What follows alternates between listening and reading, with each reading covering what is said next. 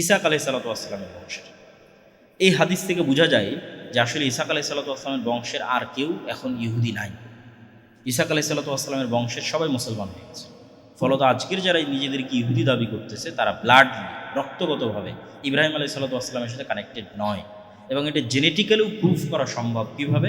ইব্রাহিম আলাইহিসসালাম হচ্ছেন সেমেটিক, সাম, এবং ইব্রাহিম আলাইহিসসালামের দুই ছেলে ইসাক এবং ইসমাইল, তারাও হচ্ছে নূহ আলাইহিসসালামের সন্তান, সামের বংশধর।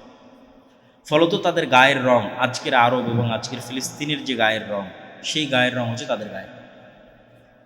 তাহলে যারা নিজেকে ইব্রাহিম আলাইহিসসালামের সন্তান দাবি করবে তাদের গায়ের রঙের সাথে গায়ের রঙে মিল থাকবে।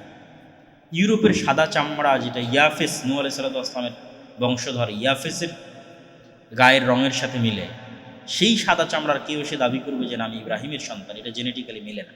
এবং এটার উপর অনেক লম্বা আলোচনা আছে এবং ঐতিহাসিকভাবে প্রমাণ করা আছে যে আজকের ইহুদিরা কোনোভাবেই ইব্রাহিম আলাইহিসসালামের বংশধর নয়।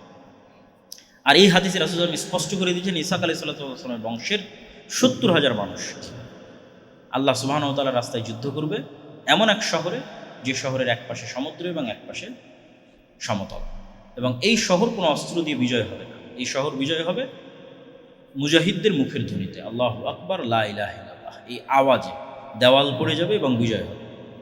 তো ব্যাখ্যাকারগণ এই শহরকে অধিকাংশই লিখেছেন যে এই শহর হচ্ছে ইস্তাম্বুল, যেটা ওই যে যুদ্ধ হচ্ছে ভয়ঙ্কর যুদ্ধ, ওই যুদ্ধের পরে বিজয় হবে। আবার কেউ কেউ লিখেছেন এই শহর হচ্ছে ইতালির রাজধানী রোম, কেননা কিছু কিছু হাদিসে, যদিও ওই হাদিসগুলো জয়ীফ, কিছু কিছু হাদিসে রোম শব্দটা আছে। রাসূল সাল্লাল্লাহু আলাইহি ওয়াসাল্লামকে জিজ্ঞেস করা হচ্ছে, এটা জয়ীফ হাদিস, যে আল্লাহ নবী মুসলমানের আগে কুস্তুনতুনিয়া বিজয় করবেন, আগে রোম বিজয় করবেন। তো দুটি ব্যাখ্যাই হতে পারে, আল্লাহু আ'লাম। কেন হতে পারে সেটাও বলি, যে এই যুদ্ধে খ্রিস্টানেরা যেহেতু তাদের সর্বোচ্চ শক্তির সমাবেশ ঘটাবে, যা পৃথিবীর ইতিহাসের সবচেয়ে বড় যুদ্ধ হবে, এবং রাসূল সাল্লাল্লাহু আলাইহি ওয়াসাল্লামের বলা ভাষা অনুযায়ী প্রায় 10 লক্ষ সেনাবাহিনী এই যুদ্ধে অংশগ্রহণ করবে, একদম পদাতিক মাঠে উপস্থিত থাকবে 10 লক্ষ। তাহলে এত বিশাল সৈন্য সমাবেশ করার পরে যখন খ্রিস্টানরা পরাজিত হয়ে যাবে, তখন মুসলমানদেরকে বাধা দিবে এরকম কোনো শক্তি পৃথিবীতে থাকবেই না। কেননা সবচেয়ে বড় যুদ্ধ তো হয়ে গেছে, যেই যুদ্ধে খ্রিস্টানরা তাদের সবচেয়ে বেশি শক্তির বহিঃপ্রকাশ ঘটিয়েছে, সেই যুদ্ধে তাদের পরাজয় হয়েছে।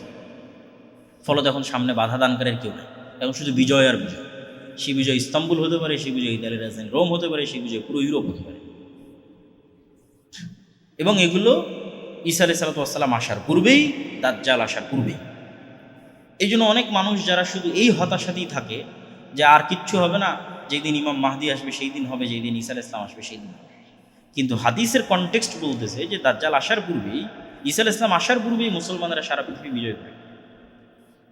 আমার এবং আপনার মতো সাধারণ মানুষেরা, নতুন কোনো নবী ছাড়া, নতুন কোনো কোরআন ছাড়া এবং নতুন কোনো হাদিস ছাড়া, নতুন কোনো নবী ছাড়া, নতুন কোনো নবীর সহচর্য ছাড়া, নতুন কোনো নবীর সোহবত ছাড়া, নতুন কোনো কোরআনের সোহবত ছাড়া, সহচর্য ছাড়া, নতুন কোনো হাদিসের সহচর্য ছাড়া, যেই কোরআন এবং যেই হাদিস আমাদের কাছে আছে, এই কোরআন এই হাদিস, এবং যেমন আমাদের মাঝে কোনো নবী নাই, এরকম কোনো নবীবিহীন অবস্থাতেই আমাদের মতো সাধারণ মানুষরা সারা পৃথিবী বিজয় করে এই কোরআন দিয়ে হাদিস। এই জন্য কাজের অনেক কিছু আছে।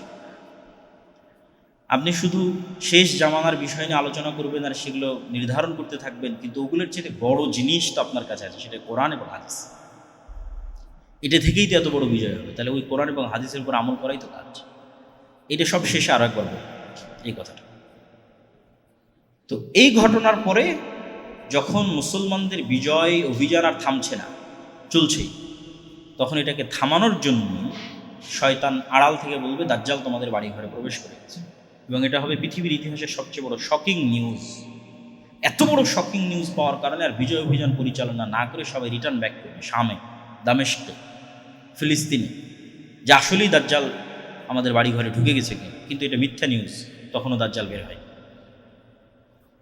তারপরে যখন তারা ফিরে আসবে ততক্ষণে দাজ্জাল সত্যি বের হয়ে যাবে, এবং দাজ্জাল যখন বের হয়ে যাবে তখন এক নিমিষে, এক মিনিটে যেই মুসলমানেরা 10 লক্ষ বাহিনীর একটা বাহিনীকে পরাজয় করে কুস্তুনতুনিয়া, ইতালি, ইউরোপ, জেরুজালেম, ভারত সব বিজয় কমপ্লিট করে ফেলেছে, সেই মুজাহিদ বাহিনী দেখবে যে এক নিমিষে তাদের ক্ষমতা জিরো, তাদের পাওয়ার জিরো। কেননা দাজ্জাল যখন আসবে সে এক্সট্রা অর্ডিনারি অলৌকিক ক্ষমতা নিয়ে আসবে।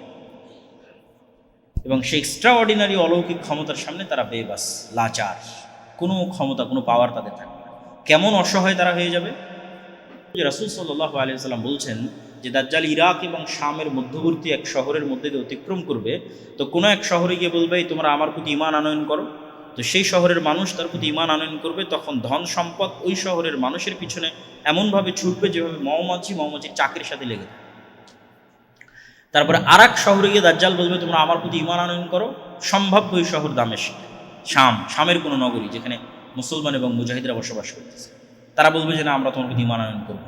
তখন আসমান এবং জমিনের ফসল উৎপাদনের ব্যবস্থাপনা তাদের জন্য এমনভাবে বন্ধ করে দেওয়া হবে যে তাদের কাছে খাবারের কোনো ব্যবস্থাপনাই থাকবে না। ফলত যেহেতু কোনো খাবারই উৎপন্ন হচ্ছে না, ঘাসও যেহেতু উৎপন্ন হচ্ছে না, ফলমূল শাকসবজি তো বহুদূরের কথা, ঘাসও যেহেতু উৎপন্ন হচ্ছে না, তখন বাঁচার জন্য তাদের বাড়িতে থাকা আগের যে ফার্নিচারগুলো আছে, কাঠ, টেবিল, সেগুলো চিবিয়ে চিবিয়ে এর মধ্যে থেকে রস বের করার চেষ্টা করে এবং এটাই খাদ্যদ্রব্য হিসেবে বানিয়ে বেঁচে থাকার চেষ্টা করে। এই রকম অসহায় অবস্থায় চলে যাবে। এবং যেহেতু দাজ্জাল এক্সট্রা অর্ডিনারি ক্ষমতা নিয়ে এসেছে, পাওয়ার নিয়ে এসেছে, এবং এটা আল্লাহ সুবহানাহু ওয়া তাআলাই তাকে দিয়েছে, ফলত এখান থেকে ঈমান বাঁচিয়ে এরকম কষ্টের মধ্যে টিকে থাকা এত সহজ হবে না। একমাত্র তারাই পারবে যাদের ন্যূনতম 1 টাকার প্রতি অবৈধ লোভ নাই। আজকে আপনি আপনার নাফসকে চেক করে দেখেন যে একটা অবৈধ টাকার প্রতি আপনার লোভ আছে কিনা, তাহলে নিশ্চিত জেনে থাকেন আপনি দাজ্জালের ফিতনা থেকে বাঁচতে পারবেন না। কেন, দাজ্জাল যখন আসবে তখন সকল টাকা পয়সা দাজ্জালের কাছে, আর আপনাকে কিসের জন্য প্রস্তুত হবে? মরার জন্য। কিচ্ছু থাকবে না, টাকা পয়সা, না ধন দৌলত, না খাবার দাবার, না বাড়িঘর, মৃত্যু, সাক্ষাৎ মৃত্যু। তাহলে যার 1 টাকা অবৈধর প্রতি লোভ আছে সে বাঁচতে পারবে না। এটাই হলো চেক পয়েন্ট যে আপনার ইমানের। তাহলে আপনার 1 টাকা অবৈধ লোভের প্রতি যেন না থাকে এবং আপনি মৃত্যুকে যেন ভয় না পান, বরং মৃত্যুকে আপনি জান্নাতে যাওয়ার ওসিলা মনে করেন। এইটার জন্যই তো ওই দুটো ইমান লাগবে, যে দুটো ইমানের আলোচনা আমরা শুরুতে করছি। পুনরুত্থানের প্রতি মজবুত বিশ্বাস এবং আল্লাহর প্রতি মজবুত ইমান, এই দুটো ছাড়া কেউ এই স্যাক্রিফাইস করতে পারবে না। যে মৃত্যু ভয় নয়, মৃত্যু কি জান্নাতে যাওয়ার মাধ্যম, ফলত আনন্দের সাথে সে মৃত্যুকে অ্যাকসেপ্ট করবে এবং দাজ্জালের যেটা জাহান্নাম হবে সেটার মধ্যে ঢুকে যাবে, আর দাজ্জালের যেটা জান্নাত হবে সেটাকে ধোঁকা মনে করবে। এই লেভেলের ইমান সে কোথায় থেকে অর্জন? এই লেভেলের ইমান ছিল আসহাবুল উখদুদের ইমান, আসহাবে কাহাফের ইমান। আসহাবে কাহাফ তাদের ইমান বাঁচানোর জন্য সারা পৃথিবী থেকে ডিসকানেক্টেড হয়ে গেছে, যে আমরা ইমান বিক্রি করবো না, কিন্তু সারা পৃথিবী থেকেই ডিসকানেক্টেড, আলাদা গুহায় গিয়ে আশ্রয় নিয়েছে। এই জন্য বলা হয়েছে দাজ্জালের ফিতনা থেকে বাঁচতে চাইলে সূরা কাহাফ বা সূরা কাহাফের প্রথম 10 আয়াত, এখানে সূরা কাহাফের মধ্যে অনেক শিক্ষণীয় টিচিংস আছে এবং কোরআনের সবচেয়ে ব্যতিক্রম 4-4টা ঘটনা সূরা কাহাফের মধ্যে উল্লেখ করা আছে। এত ব্যতিক্রম কোরআনে যত ঘটনা উল্লেখ করা আছে তার মধ্যে সবচেয়ে ব্যতিক্রম ঘটনা হলো এগুলো। যেমন জুলকারনাইনের সাথে ইয়াজুজ মাজুজের সাক্ষাৎ, যেই ইয়াজুজ মাজুজ আবার পৃথিবীতে আসবে, এটা একটা ব্যতিক্রম ঘটনা। জুলকারনাইন কোথায় গেল, কোথায় ইয়াজুজ মাজুজকে পেল, আর কোথায় তাদেরকে আড়াল করে রাখল। তারপরে আসহাবে কাহাফের ঘটনা, তারপরে হচ্ছে খিজির আলাইহিস সালাতু ওয়াস সালামের সাথে মুসা আলাইহিস সালামের সাক্ষাতের ঘটনা। এটা আরও আশ্চর্য যে মুসা আলাইহিস সালাম দাবি করছে তিনি সবচেয়ে জ্ঞানী, আল্লাহ বলছে না, আমার আরও একজন জ্ঞানী বান্দা আছে। কোথায়?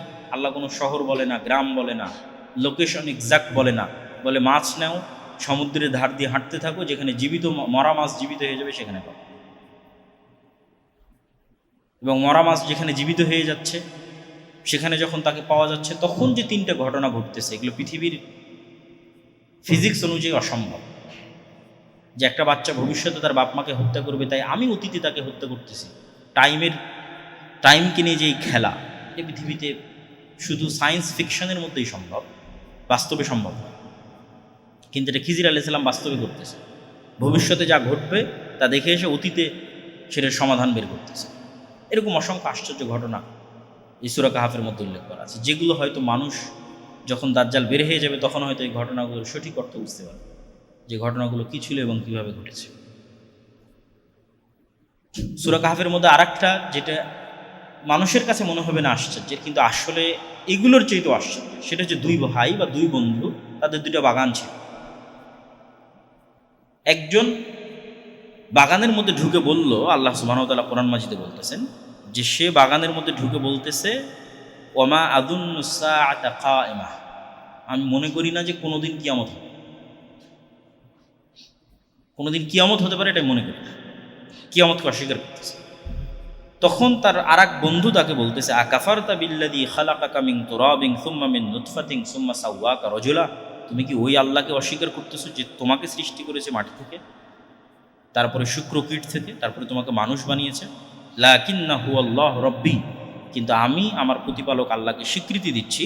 ওয়ালা উশরিকু বিরব্বি আহাদা, আর আমি আমার প্রতিপালক আল্লাহর সাথে কাউকে শরীক করি না। তিনি এখানে এই মানুষটা, আগের যে মানুষ, সে কী শিরক করলো যে পরের জন বলতেছে যে তুমি আল্লাহকে অস্বীকার করতেছো, আমি আল্লাহর সাথে শিরক করি না। এটা আপনি যখন বাসায় গিয়ে এই অংশ পড়বেন সূরা কাহফে, তখন আপনিও চিন্তা করতে পারেন। তো এটা ছাড়া আর অন্য উত্তর দেওয়া কঠিন যে সে কিয়ামতকে অস্বীকার করলো, এটাকেই শিরকের মধ্যে কাউন্ট করা হয়েছে। বলে আযুন্নুসাআতা কায়েমা, আমি মনে করি না যে কোনোদিন কিয়ামত হবে। মানে বিশাল বাগান, বাগানের আলিশান শান শৌকত মর্যাদা দেখে তার মনে হয় না যে আর কোনোদিন কিয়ামত হবে। তো পৃথিবীর শান শৌকত চাকচিক্য আসলে এমন লেভেলে পৌঁছে যাবে যে কিয়ামত যে হতে পারে এই বিশ্বাসই মানুষের মধ্যে থেকে উঠে যাবে। আর এই বিশ্বাস উঠে গেলেই তো ফিতনার মধ্যে পড়ে যাবে। এই জন্য পুনরুত্থান, মানুষের পুনরায় জীবিত হতে পারে, কিয়ামত হবে, এই বিশ্বাসটা ইসলামের অন্যতম বিশ্বাসগুলোর একটি। তো সূরা কাহফের এই 4টা ঘটনা থেকে আলাদা আলাদা করে আলোচনা করা এবং শিক্ষার অনেক কিছু আছে। যদি অন্য কোনো দিন সময় হয় আমরা ওই শিক্ষণীয় বিষয়গুলো আলোচনা করবো ইনশাল্লাহ। তো আমরা যেখানে ছিলাম যে দাজ্জালের এই ফিতনা, এই ভয়ঙ্কর ভয়াবহ ফিতনায় মুসলমানেরা একদম অসহায়, কিচ্ছু নেই। আর ঠিক দাজ্জাল যখন আসতেছে তখন আসলে খ্রিস্টান এবং ইহুদিরা অসহায়, কেন ওই যে ভয়ঙ্কর যুদ্ধে তাদের পরাজয় হয়েছে এবং মুসলমানেরা সব বিজয় করে নিচ্ছে। ফলত দাজ্জাল মাসিহ, দাজ্জালও মাসিহ, ঈসাও মাসিহ, দুইজনই উদ্ধারকারী, দুইজনই বিপদ থেকে উদ্ধারকারী। একজন মিথ্যা উদ্ধারকারী, একজন সত্য উদ্ধারকারী। তো মিথ্যা উদ্ধারকারী বিপদ থেকে উদ্ধার করবে ইহুদিদেরকে, খ্রিস্টানদেরকে, যদি অধিকাংশ খ্রিস্টান মুসলমান হয়ে যাবে, মুসলমান না হওয়ার মধ্যে শুধু ইহুদিরাই থাকবে। ফলত কিছু খ্রিস্টান এবং বেশিরভাগ ইহুদিকে বিপদ থেকে উদ্ধার করার জন্য দাজ্জাল আসবে। আর বাস্তবে বিপদ থেকে উদ্ধার করবে কেন? তখন সকল ক্ষমতা দাজ্জালের। এবার যেহেতু সকল ক্ষমতা দাজ্জালের, তাহলে বিপদে কারা? মুসলমানেরা। তাহলে এখন মুসলমানদের বিপদ থেকে উদ্ধার করবে সত্য মাসিহ, উনিও মাসিহ, ঈসা মাসিহ। এবং যেহেতু তাকে বিপদ থেকে উদ্ধার করতে হবে, এই জন্য তাকে আল্লাহ সুবহানাহু ওয়া তাআলা দাজ্জালের চেয়েও বেশি এক্সট্রাঅর্ডিনারি অলৌকিক ক্ষমতা দিয়ে পাঠাবে। দাজ্জালের হাতে যা অলৌকিক ক্ষমতা আছে তার চেয়ে বেশি অলৌকিক ক্ষমতা ঈসা আলাইহিস সালামের কাছে থাকবে, এবং সত্য এবং পার্মানেন্ট। এবং ঈসা আলাইহিস সালামের বিষয়ে রাসূল সাল্লাল্লাহু আলাইহি ওয়াসাল্লাম বলছেন যে তার নিঃশ্বাসে কাফেরের মৃত্যু হবে, যে কোনো কাফের তার নিঃশ্বাসের এরিয়ার মধ্যে পড়লেই মারা যাবে। এবং উনি দাজ্জালকে যদি অস্ত্র প্রয়োগে হত্যাও না করেন, শুধু তাকে দেখলেই দাজ্জালের মৃত্যু, লবণ যেভাবে পানিতে গলে যায় সেভাবে। তো ঈসা আলাইহিস সালামও এক্সট্রা অর্ডিনারি অলৌকিক ক্ষমতা নিয়ে আসবে, যেটার মোকাবেলা আর দাজ্জাল করতে পারবে না। ফলত মিথ্যার সামনে যখন সত্য উপস্থিত হয়, তখন যা হওয়ার তাই হবে।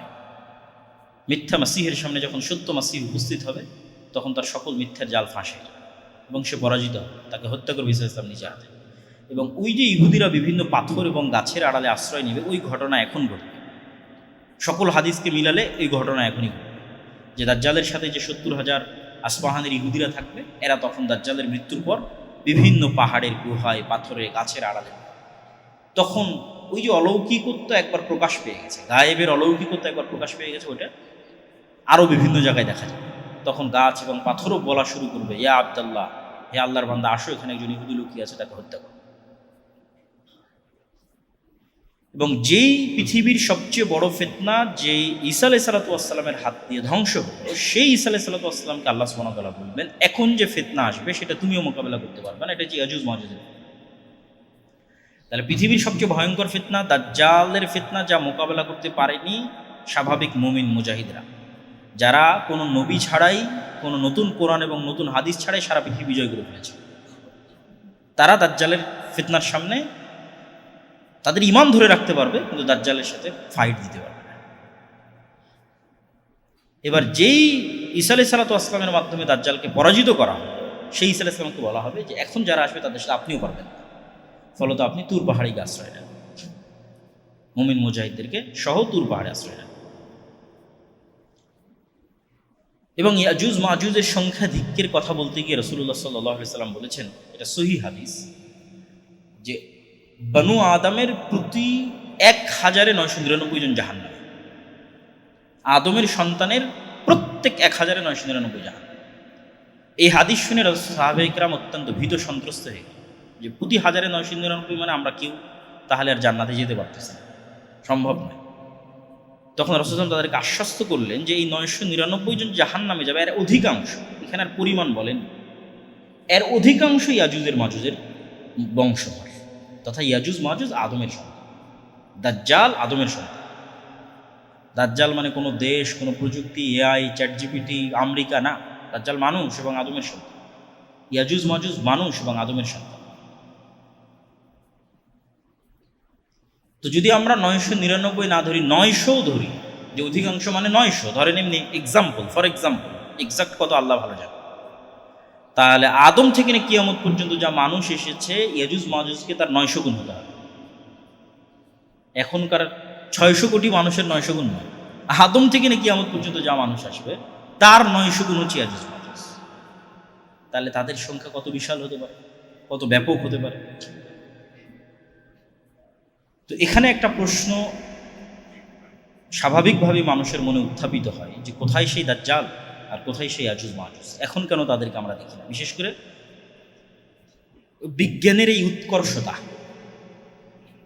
বিজ্ঞানের এই সফলতা মানুষকে অনেক সময় এই বিষয়গুলোকে অস্বীকার করার দিকে নিয়ে যায়। অথচ আমি চিন্তা করি যে মানুষ যদি উল্টা দিক থেকে চিন্তা করে, সায়েন্সকে এই অ্যাঙ্গেলে চিন্তা না করে, ভিন্ন অ্যাঙ্গেলে চিন্তা করে, তাহলে মানুষ চিন্তা করতে পারবে যে মানুষ যদি এত দূর করতে পারে, আল্লাহ তাহলে কত দূর। তখন অ্যাঙ্গেলটাই ভিন্ন হয়ে যায়, চিন্তা করার স্টাইলটাই ভিন্ন হয়ে যায়। যে আপনি সায়েন্সকে দেখে পরকাল এবং কিয়ামতকে অস্বীকার করবেন না, আরও পরকাল চাক্ষুষ দেখতে পাবেন, যে মানুষই করতে পারছে, তার আল্লাহ কী করতে পারে? আমার ফিঙ্গারপ্রিন্ট দিয়ে পুলিশ ধরে ফেলতেছে, ফরেন্সিক রিপোর্ট দিয়ে পুলিশ ধরে ফেলছে, এই রিভলভার আমি ইউজ করেছি, এটা যে মানুষ করতে, আল্লাহ কী করতে পারে কিয়ামতের মাঠে? তো চিন্তার ধরনটা পাল্টালে বর্তমান যে সায়েন্স, এটা আপনাকে আরও গায়েবকে চোখে দেখার সুযোগ দেবে। আজ থেকে ২০০ বছর আগের মানুষ এগুলো দেখার সুযোগ পেত, তাহলে এগুলো তাদের জন্য গায়েব ছিল, আপনি তো গায়েব চোখে দেখতেছেন। তো ফলত আপনার ঈমান আরও মজবুত হওয়া উচিত। তো স্পেসিফিক এটার যেটা উত্তর, সেটা হচ্ছে যে আল্লাহু আলা কুল্লি শাইইন কাদির, আল্লাহ সকল কিছুর উপর ক্ষমতাবান। ফেরেশতা এবং জিনের অস্তিত্বের উপর বিশ্বাস করা যেমন আমাদের ঈমানের অংশ, অথচ আমরা তাদের দেখি না, কেন প্রত্যেকটা সৃষ্টিকে আল্লাহ সুবহানাহু ওয়া তাআলা তার নিজস্ব সীমাবদ্ধতার মধ্যে রেখে দিয়েছে। একটা পিঁপড়ার দেখার সীমাবদ্ধতা আর একটা মানুষের দেখার সীমাবদ্ধতা এক নয়। একটা সাপের দেখার সীমাবদ্ধতা আর একটা মানুষের দেখার সীমাবদ্ধতা এক নয়।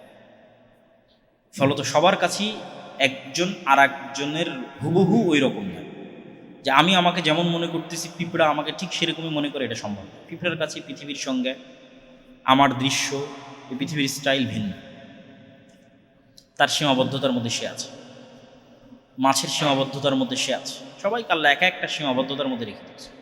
এগুলো এক একটা আলাদা আলাদা জগৎ। পিঁপড়ার জগৎ আলাদা, সাপের জগৎ আলাদা, মাছের জগৎ আলাদা, ঠিক সেরকম ফেরেশতা এবং জিনদের জগৎ আলাদা।